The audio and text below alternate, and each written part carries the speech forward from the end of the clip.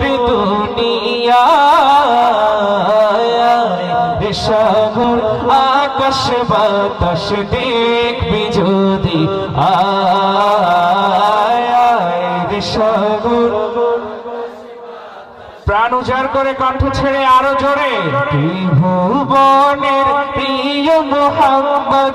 নূর দুনিয়া সাগর আকাশ বাতাস দেখবি যদি সাগর